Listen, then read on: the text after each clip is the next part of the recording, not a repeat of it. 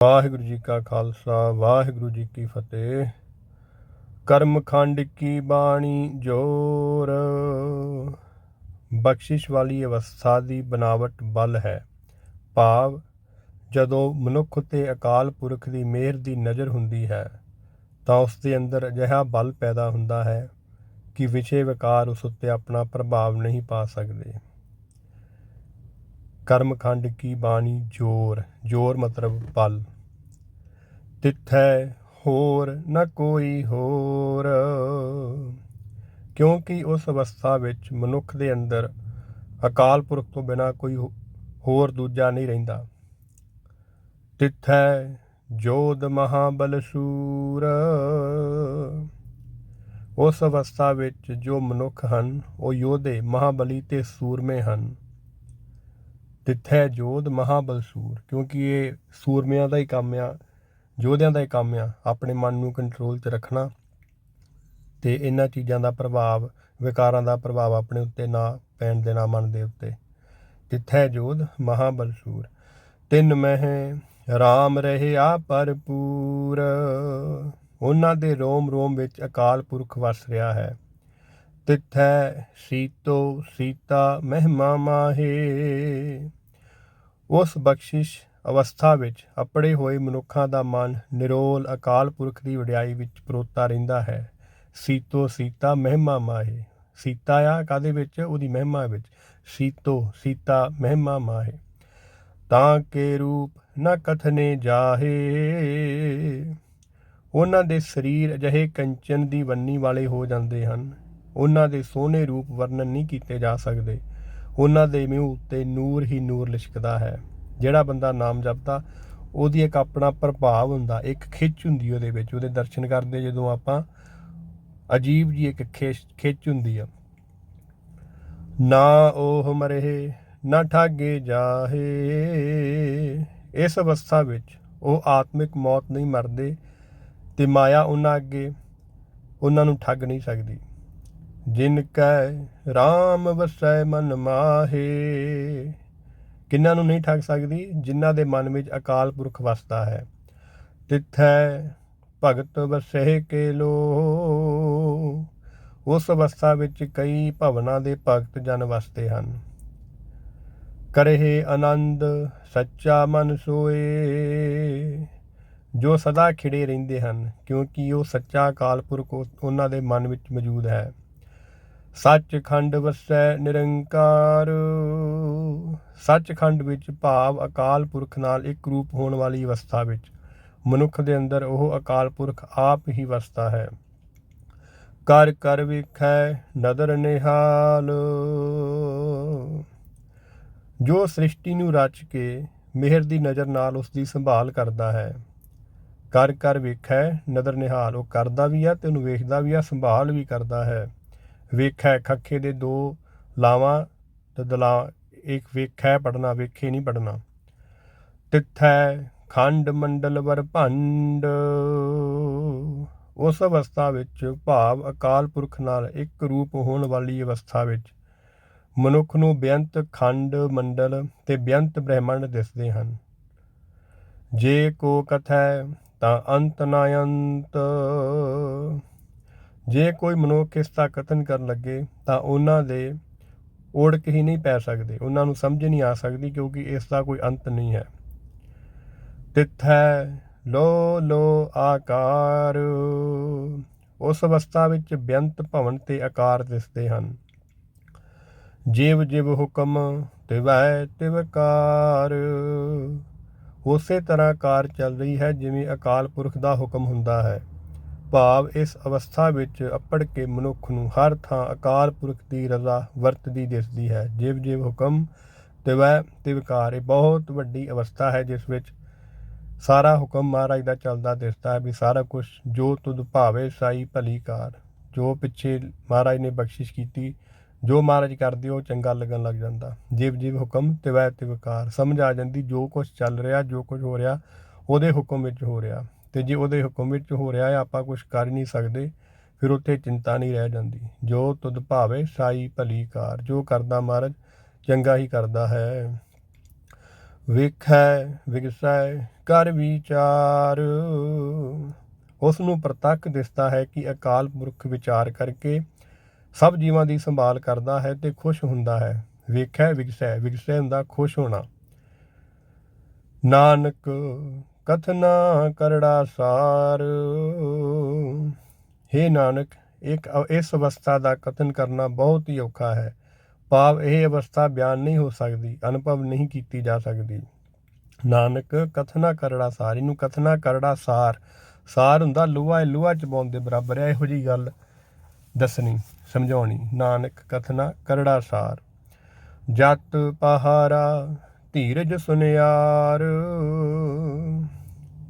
ਜੇ ਜਤ ਰੂਪ ਦੁਕਾਨ ਹੋਵੇ, ਧੀਰਜ ਸੁਨਿਆਰਾ ਬਣੇ। ਅਹਿਰਨ ਮਤ ਵੇਦ ਹਥਿਆਰ। ਮਨੁੱਖ ਦੀ ਆਪਣੀ ਮਤ ਅਹਿਰਨ ਹੋਵੇ, ਉਸ ਮਤ ਅਹਿਰਨ ਉੱਤੇ ਗਿਆਨ ਦਾ ਹਥੌੜਾ ਵੱਜੇ। ਭਉ ਖਲਾ ਅਗਨ ਤਪ ਤਾਓ। ਜੇ ਅਕਾਲ ਪੁਰਖ ਦਾ ਡਰ ਧੂਕਣੀ ਹੋਵੇ, ਘਾਲ ਕਮਾਈ ਅੱਗ ਹੋਵੇ। ਭਾਂਡਾ ਭਾਉ ਅੰਮ੍ਰਿਤ ਤਿਤ ਢਾਲ। ਪ੍ਰੇਮ ਕੁਠਾਲੀ ਹੋਵੇ ਤੇ ਹੇ ਭਾਈ, ਉਸ ਕੁਠਾਲੀ ਵਿੱਚ ਅਕਾਲ ਪੁਰਖ ਦਾ ਅੰਮ੍ਰਿਤ ਨਾਮ ਗਲੋਵੋ। ਘੜੀਐ ਸ਼ਬਦ ਸੱਚੀ ਟਕਸਾਲ। ਕਿਉਂਕਿ ਇਹੋ ਜਿਹੀ ਹੀ ਸੱਚੀ ਟਕਸਾਲ ਵਿੱਚ ਗੁਰੂ ਦਾ ਸ਼ਬਦ ਘੜਿਆ ਜਾਂਦਾ ਹੈ। ਭਾਂਡਾ ਭਾਉ ਅੰਮ੍ਰਿਤ ਤਿਤ ਢਾਲ। ਘੜੀਐ ਸ਼ਬਦ ਸੱਚੀ ਟਕਸਾਲ। ਜਿਨ ਕੋ ਨਦਰ ਕਰਮ ਤਿਨ ਕਾਰ। ਇਹ ਕਾਰ ਉਹਨਾਂ ਮਨੁੱਖਾਂ ਦੀ ਹੈ ਜਿਨ੍ਹਾਂ ਉੱਤੇ ਮਿਹਰ ਦੀ ਨਜ਼ਰ ਹੁੰਦੀ ਹੈ। ਨਾਨਕ ਨਦਰੀ ਨਦਰ ਨਿਹਾਲ।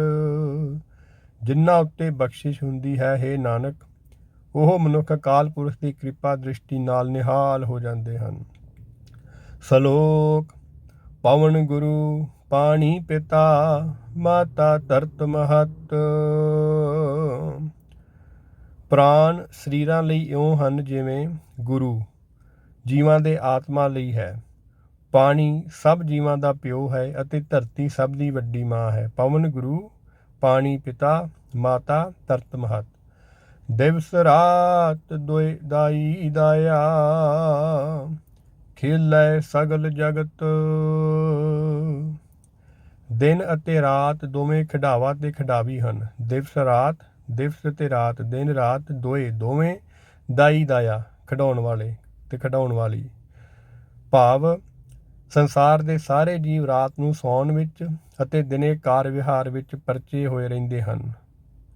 ਖੇਲੈ ਸਗਲ ਜਗਤ, ਸਾਰੇ ਕੁਝ ਖੇਡ ਰਹੇ ਹਨ। ਦਿਨ ਤੇ ਰਾਤ ਵਿੱਚ ਸਭ ਕੁਝ ਚੱਲ ਰਿਹਾ ਹੈ। ਚੰਗਿਆਈਆਂ ਬੁਰਿਆਈਆਂ ਵਾਚੈ ਧਰਮ ਹਦੂਰ। ਧਰਮਰਾਜ ਅਕਾਲ ਪੁਰਖ ਦੀ ਹਜ਼ੂਰੀ ਵਿੱਚ ਜੀਵਾਂ ਦੇ ਕੀਤੇ ਹੋਏ ਚੰਗੇ ਤੇ ਮੰਦੇ ਕੰਮ ਵਿਚਾਰਦਾ ਹੈ।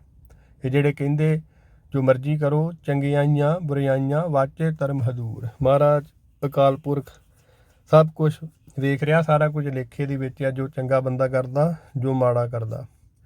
ਕਰਮੀ ਆਪੋ ਆਪਣੀ ਕੇ ਨੇੜਾ ਕੇ ਦੂਰ।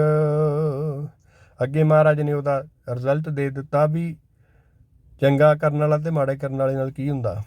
ਕਰਮੀ ਆਪੋ ਆਪਣੀ ਕੇ ਨੇੜਾ ਕੇ ਦੂਰ। ਇਹ ਨੇੜਾ ਹੈ, ਨੇੜੇ ਨਹੀਂ ਪੜ੍ਹਨਾ, ਨੇੜਾ ਹੈ।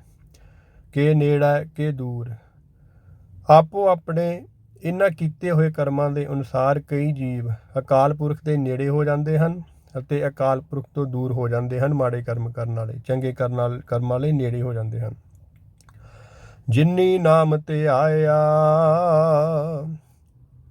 ਗਏ ਮਸਕਤ ਕਾਲ। ਹੇ ਨਾਨਕ, ਜਿਨ੍ਹਾਂ ਮਨੁੱਖਾਂ ਨੇ ਅਕਾਲ ਪੁਰਖ ਦਾ ਨਾਮ ਸਿਮਰਿਆ ਹੈ, ਉਹ ਆਪਣੀ ਮਿਹਨਤ ਸਫਲ ਕਰ ਗਏ ਹਨ। ਮਸਕਤ ਕਾਲ, ਮਿਹਨਤ ਮਸ਼ੱਕਤ ਆਪਣੀ ਉਹਨਾਂ ਦੀ ਸਫਲ ਹੋ ਗਈ ਹੈ ਜਿਨ੍ਹਾਂ ਨੇ ਨਾਮ ਨੂੰ ਧਿਆਇਆ, ਸਿਮਰਿਆ। ਨਾਨਕ ਤੇ ਮੁਖ ਉਜਲੇ ਕੀਤੀ ਛੁੱਟੀ ਨਾਲ।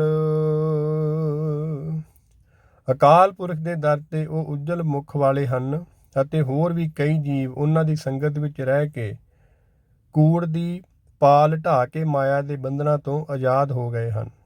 ਕੀਤੀ ਛੁੱਟੀ ਨਾਲ, ਕਿੰਨਿਆਂ ਨੂੰ ਜਿਨ੍ਹਾਂ ਨੇ ਆਪ ਸਿਮਰਿਆ, ਆਪ ਧਿਆਇਆ, ਉਹਨਾਂ ਨੇ ਕਿੰਨਿਆਂ ਨੂੰ ਹੋਰਾਂ ਨੂੰ ਹੀ ਛਡਾਇਆ।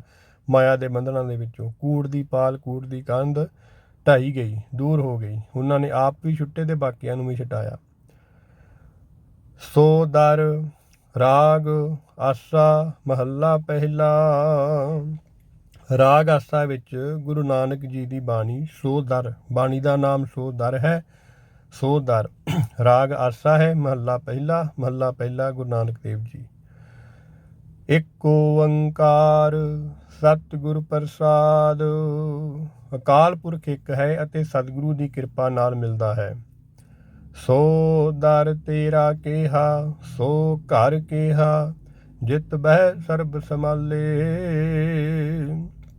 ਹੇ ਪ੍ਰਭੂ, ਤੇਰਾ ਉਹ ਘਰ ਅਤੇ ਉਸ ਘਰ ਦਾ ਉਹ ਦਰਵਾਜ਼ਾ ਬੜਾ ਹੀ ਅਚਰਜ ਹੋਵੇਗਾ ਜਿੱਥੇ ਬੈਠ ਕੇ ਤੂੰ ਸਾਰੇ ਜੀਵਾਂ ਦੀ ਸੰਭਾਲ ਕਰ ਰਿਹਾ ਹੈ। ਸੋ ਦਰ ਤੇਰਾ ਕਿਹਾ। ਜਪਜੀ ਸਾਹਿਬ ਦੇ ਵਿੱਚ ਵੀ ਇਹ ਪੌੜੀ ਦਾ ਪਾਠ ਆਉਂਦਾ ਹੈ ਅਤੇ ਰਹਿਰਾਸ ਸਾਹਿਬ ਦੇ ਵਿੱਚ ਹੁਣ ਜਿੱਦਾਂ ਬਾਣੀ ਸ਼ੁਰੂ ਹੋਈ ਹੈ ਪਾਠ ਇਹ ਦੁਬਾਰਾ ਆਇਆ। ਇਹਦੇ ਵਿੱਚ ਫਰਕ ਹੈ, ਦੋਵਾਂ ਵਿੱਚ ਧਿਆਨ ਦੇ ਨਾਲ ਪਾਠ ਕਰਨਾ ਜਦੋਂ ਕਰਨਾ। ਜਿੱਦਾਂ ਸ਼ੁਰੂਆਤ ਦੇ ਵਿੱਚ ਜਪਜੀ ਸਾਹਿਬ 'ਚ ਹੁੰਦਾ ਸੋ ਦਰ ਕਿਹਾ, ਸੋ ਘਰ ਕਿਹਾ, ਇਹਦੇ ਵਿੱਚ ਆ ਗਿਆ ਸੋ ਦਰ ਤੇਰਾ ਕਿਹਾ, ਸੋ ਘਰ ਕਿਹਾ। ਤਾਂ ਥੋੜ੍ਹਾ ਅੰਤਰ ਪਾ ਕੇ ਮਹਾਰਾਜ ਨੇ ਲਿਖਿਆ ਆ। ਅਰਥ ਸੇਮ ਹੁੰਦੇ ਆਲਮੋਸਟ, ਪਰ ਮਹਾਰਾਜ ਦੀ ਬਾਣੀ ਜਿੱਦਾਂ ਉਹਨਾਂ ਨੇ ਲਿਖੀ ਆ ਵੀ ਬੰਦਾ ਸੁਚੇਤ ਹੋ ਕੇ ਪੜ੍ਹੇ, ਸਮਝ ਲੱਗ ਜੇ ਵੀ ਇੱਥੇ ਉਹ ਜੋ ਸਵੇਰੇ ਪੜ੍ਹਿਆ ਰਾਤ ਨੂੰ ਥੋੜ੍ਹਾ ਜਿਹਾ ਫਰਕ ਆ, ਧਿਆਨ ਲੱਗ ਜੇ ਮਨ ਦੇ ਵਿੱਚ। ਅਰਥਾਂ ਦਾ ਵੀ ਫਰਕ ਥੋੜ੍ਹਾ ਬਹੁਤਾ ਪੈ ਜਾਂਦਾ, ਪਰ ਇਹ ਧਿਆਨ ਦੇ ਨਾਲ ਪੜ੍ਹਨਾ, ਦੋਵੇਂ ਵੱਖਰੇ ਆ। ਵਾਜੇ ਤੇਰੇ ਨਾਦ ਅਨੇਕ ਅਸੰਖਾਂ, ਕੀਤੇ ਤੇਰੇ ਵਾਵਣ ਹਾਰੇ। ਤੇਰੀ ਇਸ ਰਚੀ ਹੋਈ ਕੁਦਰਤ ਵਿੱਚ ਅਨੇਕਾਂ ਤੇ ਅਣਗਿਣਤ ਵਾਜੇ ਤੇ ਰਾਗ ਹਨ। ਬੇਅੰਤ ਹੀ ਜੀਵ ਉਹਨਾਂ ਵਾਜਿਆਂ ਨੂੰ ਵਜਾਉਣ ਵਾਲੇ ਹਨ।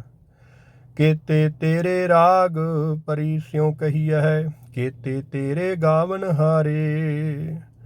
ਰਾਗਣੀਆਂ ਸਮੇਤ ਬੇਅੰਤ ਹੀ ਰਾਗਾਂ ਦੇ ਨਾਮ ਲਏ ਜਾਂਦੇ ਹਨ। ਅਨੇਕਾਂ ਹੀ ਜੀਵ ਇਹਨਾਂ ਰਾਗ ਰਾਗਣੀਆਂ ਦੀ ਰਾਹੀਂ ਤੈਨੂੰ ਗਾਉਣ ਵਾਲੇ ਹਨ, ਤੇਰੀ ਸਿਫਤ ਦੇ ਗੀਤ ਗਾ ਰਹੇ ਹਨ।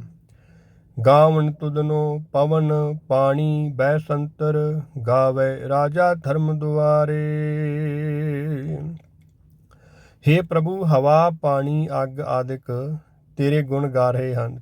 ਭਾਵ ਇਹ ਆ ਵੀ ਰਜ਼ਾ ਦੇ ਵਿੱਚ ਤੁਰ ਰਹੇ ਹਨ। ਅੱਗ ਪਾਣੀ ਹਵਾ ਸਾਰੇ ਤੇਰੇ ਹੁਕਮ ਵਿੱਚ ਚੱਲ ਰਹੇ ਹਨ। ਧਰਮਰਾਜ ਤੇਰੇ ਦਰ ਤੇ ਖਲੋ ਕੇ ਤੇਰੀ ਸਿਫਤ ਸਲਾਹ ਦੇ ਗੀਤ ਗਾ ਰਿਹਾ ਹੈ। ਗਾਵਣ ਤੁਧਨੋ ਚਿੱਤ ਗੁਪਤ ਲਿਖ ਜਾਣਨ, ਲਿਖ ਲਿਖ ਧਰਮ ਵਿਚਾਰੇ। ਉਹ ਚਿੱਤਰ ਗੁਪਤ ਵੀ ਜੋ ਜੀਵਾਂ ਦੇ ਚੰਗੇ ਮੰਦੇ ਕਰਮਾਂ ਦੇ ਲੇਖੇ ਲਿਖਣੇ ਜਾਣਦੇ ਹਨ, ਜਿਨ੍ਹਾਂ ਦੇ ਲਿਖੇ ਹੋਏ ਧਰਮਰਾਜ ਵਿਚਾਰਦਾ ਹੈ, ਤੇਰੀ ਸਿਫਤ ਸਲਾਹ ਦੇ ਗੀਤ ਗਾ ਰਹੇ ਹਨ। ਗਾਵਣ ਤੁਧਨੋ ਈਸ਼ਰ ਬ੍ਰਹਮਾ ਦੇਵੀ, ਸੋਹਣ ਤੇਰੇ ਸਦਾ ਸਵਾਰੇ। ਹੇ ਪ੍ਰਭੂ, ਅਨੇਕਾਂ ਦੇਵੀਆਂ ਸ਼ਿਵ ਅਤੇ ਬ੍ਰਹਮਾ ਆਦਿਕ ਦੇਵਤੇ ਜੋ ਤੇਰੇ ਸਵਾਰੇ ਹੋਏ ਹਨ, ਤੇਰੇ ਪੈਦਾ ਕੀਤੇ ਹੋਏ ਹਨ, ਤੇਰੇ ਦਰ ਤੇ ਸੋਭ ਰਹੇ ਹਨ, ਤੈਨੂੰ ਹੀ ਗਾ ਰਹੇ ਹਨ, ਤੇਰੇ ਗੁਣ ਗਾ ਰਹੇ ਹਨ। ਗਾਵਣ ਤੁਧਨੋ ਇੰਦਰ ਇੰਦਰਾਸਣ ਬੈਠੇ, ਦੇਵਤਿਆਂ ਦਰ ਨਾਲੇ। ਕਈ ਇੰਦਰ ਦੇਵਤੇ ਆਪਣੇ ਤਖਤ ਉੱਤੇ ਬੈਠੇ ਹੋਏ ਦੇਵਤਿਆਂ ਸਮੇਤ ਤੇਰੇ ਦਰ ਉੱਤੇ ਤੈਨੂੰ ਗਾ ਰਹੇ ਹਨ, ਤੇਰੀ ਸਿਫਤ ਸਲਾਹ ਦੇ ਗੀਤ ਗਾ ਰਹੇ ਹਨ। ਗਾਵਣ ਤੁਧਨੋ ਸਿੱਧ ਸਮਾਧੀ ਅੰਦਰ, ਗਾਵਣ ਤੁਧਨੋ ਸਾਧ ਵਿਚਾਰੇ। ਹੇ ਪ੍ਰਭੂ, ਸਿੱਧ ਲੋਕ ਸਮਾਧੀਆਂ ਲਾ ਕੇ ਤੈਨੂੰ ਗਾ ਰਹੇ ਹਨ। ਸਾਧ ਜਨ ਤੇਰੇ ਗੁਣਾਂ ਦੀ ਵਿਚਾਰ ਕਰਕੇ ਤੈਨੂੰ ਸਲਾਹ ਰਹੇ ਹਨ। ਗਾਵਣ ਤੁਧਨੋ ਜਤੀ ਸਤੀ ਸੰਤੋਖੀ, ਗਾਵਣ ਤੁਧਨੋ ਵੀਰ ਕਰਾਰੇ। ਜਤੀ ਦਾਨੀ ਅਤੇ ਸੰਤੋਖੀ ਬੰਦੇ ਵੀ ਤੇਰੇ ਹੀ ਗੁਣਾਂ ਨੂੰ ਗਾ ਰਹੇ ਹਨ। ਬੇਅੰਤ ਤਕੜੇ ਸੂਰਮੇ ਤੇਰੀਆਂ ਹੀ ਵਡਿਆਈਆਂ ਕਰ ਰਹੇ ਹਨ। ਗਾਵਣ ਤੁਧਨੋ ਵੀਰ ਕਰਾਰੇ, ਸੂਰਮੇ ਉਹ ਵੀ ਤੈਨੂੰ ਗਾ ਰਹੇ ਹਨ, ਕਿਉਂਕਿ ਬਲ ਤੇਰੇ ਕੋਲੋਂ ਹੀ ਮਿਲਦਾ ਹੈ, ਵਾਹਿਗੁਰੂ ਕੋਲੋਂ ਹੀ ਬਲ ਮਿਲਦਾ ਹੈ। ਸੂਰਮਿਆਂ ਨੂੰ ਵੀ ਬਲ ਉਹਨਾਂ ਕੋਲੋਂ ਮਿਲਦਾ। ਗਾਵਣ ਤੁਧਨੋ ਪੰਡਿਤ ਪੜ੍ਹਨ ਰਖੀਸਵਰ, ਜੁਗ ਜੁਗ ਵੇਦਾਂ ਨਾਲੇ। ਹੇ ਪ੍ਰਭੂ, ਪੰਡਤ ਅਤੇ ਮਹਾਰਿਖੀ ਜੋ ਵੇਦਾਂ ਨੂੰ ਪੜ੍ਹਦੇ ਹਨ, ਵੇਦਾਂ ਸਣੇ ਤੇਰਾ ਹੀ ਜਸ ਕਰ ਰਹੇ ਹਨ। ਗਾਵਣ ਤੁਧਨੋ ਮੋਹਣੀਆਂ ਮਨ ਮੋਹਨ, ਸੁਰਗ ਮੱਛ ਪਿਆਲੇ। ਸੁੰਦਰ ਇਸਤਰੀਆਂ ਜੋ ਆਪਣੀ ਸੁੰਦਰਤਾ ਨਾਲ ਮਨੁੱਖ ਦੇ ਮਨ ਨੂੰ ਮੋਹ ਲੈਂਦੀਆਂ ਹਨ, ਤੈਨੂੰ ਹੀ ਗਾ ਰਹੀਆਂ ਹਨ। ਭਾਵ ਤੇਰੀ ਸੁੰਦਰਤਾ ਦਾ ਪ੍ਰਕਾਸ਼ ਕਰ ਰਹੀਆਂ ਹਨ। ਸੁਰਗ ਲੋਕ, ਮਾਤ ਲੋਕ ਅਤੇ ਪਤਾਲ ਲੋਕ, ਭਾਵ ਸੁਰਗ, ਮਾਤ ਅਤੇ ਪਤਾਲ ਦੇ ਸਾਰੇ ਜੀਵ ਜੰਤ ਤੇਰੀ ਹੀ ਵਡਿਆਈ ਕਰ ਰਹੇ ਹਨ, ਤੇਰੀ ਹੀ ਹੁਕਮ 'ਚ ਚੱਲ ਰਹੇ ਹਨ। ਗਾਵਣ ਤੁਧਨੋ ਰਤਨ ਉਪਾਏ ਤੇਰੇ, 68 ਤੀਰਥ ਨਾਲੇ। ਹੇ ਪ੍ਰਭੂ, ਤੇਰੇ ਪੈਦਾ ਕੀਤੇ ਹੋਏ ਰਤਨ 68 ਤੀਰਥਾਂ ਸਮੇਤ ਤੈਨੂੰ ਹੀ ਗਾ ਰਹੇ ਹਨ। ਗਾਵਣ ਤੁਧਨੋ ਜੋਧ ਮਹਾਬਲ ਸੂਰਾ, ਗਾਵਣ ਤੁਧਨੋ ਖਾਣੀ ਚਾਰੇ। ਵੱਡੇ ਬਲ ਵਾਲੇ ਯੋਧੇ ਅਤੇ ਸੂਰਮੇ ਤੇਰਾ ਦਿੱਤਾ ਬਲ ਵਿਖਾ ਕੇ ਤੇਰੀ ਹੀ ਤਾਕਤ ਦੀ ਸਿਫਤ ਕਰ ਰਹੇ ਹਨ। ਚੌਹਾਂ ਹੀ ਖਾਣੀਆਂ ਦੇ ਜੰਤ ਤੈਨੂੰ ਗਾ ਰਹੇ ਹਨ। ਗਾਵਣ ਤੁਧਨੋ ਖੰਡ ਮੰਡਲ ਬ੍ਰਹਮੰਡਾ, ਕਰ ਕਰ ਰੱਖੇ ਤੇਰੇ ਧਾਰੇ। ਸਾਰੀ ਸ੍ਰਿਸ਼ਟੀ ਦੇ ਸਾਰੇ ਖੰਡ ਤੇ ਮੰਡਲ ਜੋ ਤੂੰ ਪੈਦਾ ਕਰਕੇ ਟਿਕਾ ਰੱਖੇ ਹਨ, ਸਾਰੇ ਪਲੈਨਟ, ਸਾਰਾ ਕੁਝ ਜੋ ਹਰ ਥਾਂ ਤੇ ਆਪਣੀ ਜਗ੍ਹਾ ਤੇ ਟਿਕਿਆ ਹੈ, ਤੈਨੂੰ ਗਾ ਰਿਹਾ ਹੈ, ਤੇਰੇ ਹੁਕਮ ਵਿੱਚ ਹੀ ਟਿਕਿਆ ਹੈ। ਸੇਈ ਤੁਧਨੋ ਗਾਵਨ ਜੋ ਤੁਧ ਭਾਵਨ, ਰਤੇ ਤੇਰੇ ਭਗਤ ਰਸਾਲੇ। ਹੇ ਪ੍ਰਭੂ, ਅਸਲ ਵਿੱਚ ਉਹੀ ਬੰਦੇ ਤੇਰੀ ਸਿਫਤ ਸਲਾਹ ਕਰਦੇ ਹਨ। ਉਹਨਾਂ ਦੀ ਸਿਫਤ ਸਲਾਹ ਸਫਲ ਹੈ ਜੋ ਤੇਰੇ ਪ੍ਰੇਮ ਵਿੱਚ ਰੰਗੇ ਹੋਏ ਹਨ ਅਤੇ ਤੇਰੇ ਰਸੀਏ ਭਗਤ ਹਨ। ਉਹੀ ਬੰਦੇ ਤੈਨੂੰ ਪਿਆਰੇ ਲੱਗਦੇ ਹਨ, ਉਹੀ ਤੈਨੂੰ ਗਾ ਸਕਦੇ ਜਿਹੜੇ ਤੈਨੂੰ ਚੰਗੇ ਲੱਗਦੇ ਹਨ। ਹੋਰ ਕੀਤੇ ਤੁਧਨੋ ਗਾਵਨ, ਸੇ ਮੈਂ ਚਿੱਤ ਨ ਆਵਨ, ਨਾਨਕ ਕਿਆ ਵਿਚਾਰੇ। ਅਨੇਕਾਂ ਹੋਰ ਜੀਵ ਤੇਰੀ ਵਡਿਆਈ ਕਰ ਰਹੇ ਹਨ ਜੋ ਮੈਥੋਂ ਗਿਣੇ ਨਹੀਂ ਜਾ ਸਕਦੇ। ਨਾਨਕ ਕੀ ਵਿਚਾਰ ਕਰ ਸਕਦਾ ਹੈ? ਨਾਨਕ ਇਹ ਵਿਚਾਰ ਕਰਨ ਜੋਗਾ ਨਹੀਂ ਹੈ। ਸਾਰੀ ਵਿਚਾਰ ਕਰਕੇ ਮਹਾਰਾਜ ਦੱਸ ਰਹੇ, ਮੈਂ ਵਿਚਾਰ ਨਹੀਂ ਕਰ ਸਕਦਾ। ਸੋਈ ਸੋਈ ਸਦਾ ਸੱਚ, ਸਾਹਿਬ ਸਾਚਾ ਸਾਚੀ ਨਾਈ। ਜਿਸ ਪ੍ਰਭੂ ਨੇ ਸ੍ਰਿਸ਼ਟੀ ਪੈਦਾ ਕੀਤੀ ਹੈ ਉਹ ਇਸ ਵੇਲੇ ਵੀ ਮੌਜੂਦ ਹੈ ਅਤੇ ਸਦਾ ਕਾਇਮ ਰਹਿਣ ਵਾਲਾ ਹੈ, ਅਗਾਂਹ ਵੀ ਹੈ। ਪੀ ਹੋਸੀ ਜਾਏ ਨ ਜਾਸੀ, ਰਚਨਾ ਜਿਨ ਰਚਾਈ। ਉਹ ਮਾਲਕ ਪ੍ਰਭੂ ਸਦਾ ਕਾਇਮ ਰਹਿਣ ਵਾਲਾ ਹੈ, ਉਸ ਦੀ ਵਡਿਆਈ ਸਦਾ ਕਾਇਮ ਰਹਿਣ ਵਾਲੀ ਹੈ। ਰੰਗੀ ਰੰਗੀ ਭਾਤੀ, ਕਰ ਕਰ ਜਿਨਸੀ ਮਾਇਆ ਜਿਨ ਉਪਾਈ। ਜਿਸ ਪ੍ਰਭੂ ਨੇ ਕਈ ਰੰਗਾਂ, ਕਿਸਮਾਂ ਤੇ ਜਿਨਸਾਂ ਦੀ ਮਾਇਆ ਰਚ ਦਿੱਤੀ ਹੈ। ਕਰ ਕਰ ਦੇਖੈ ਕੀਤਾ ਆਪਣਾ, ਜਿਉਂ ਤਿਸ ਦੀ ਵਡਿਆਈ। ਉਹ ਜਿਵੇਂ ਉਸ ਦੀ ਰਜ਼ਾ ਹੈ ਜਗਤ ਨੂੰ ਪੈਦਾ ਕਰਕੇ ਆਪਣੇ ਪੈਦਾ ਕੀਤੇ ਹੋਏ ਦੀ ਸੰਭਾਲ ਕਰ ਰਿਹਾ ਹੈ। ਜੋ ਤਿਸ ਭਾਵੈ ਸੋਈ ਕਰਸੀ, ਫਿਰ ਹੁਕਮ ਨ ਕਰਨਾ ਜਾਈ। ਜੋ ਕੁਝ ਉਸ ਪ੍ਰਭੂ ਨੂੰ ਚੰਗਾ ਲੱਗਦਾ ਹੈ ਉਹੀ ਕਰਦਾ ਹੈ। ਕੋਈ ਜੀਵ ਹੋ ਸਕੇ ਹੈਂਕੜ ਨਹੀਂ ਵਿਖਾ ਸਕਦਾ, ਕੋਈ ਜੀਵ ਉਸ ਨੂੰ ਇਹ ਨਹੀਂ ਕਹਿ ਸਕਦਾ ਇੱਦਾਂ ਨਹੀਂ ਇੱਦਾਂ ਕਰ। ਜੋ ਤਿਸ ਭਾਵੈ ਸੋਈ ਕਰਸੀ, ਫਿਰ ਹੁਕਮ ਨਾ ਕਰਨਾ ਜਾਈ। ਉਹਨੂੰ ਹੁਕਮ ਨਹੀਂ ਕੋਈ ਕਰ ਸਕਦਾ। ਸੋ ਪਾਤਸ਼ਾਹ ਸ਼ਾਹ ਪਾਤ ਸਾਹਿਬ, ਨਾਨਕ ਰਹਿਨ ਰਜ਼ਾਈ।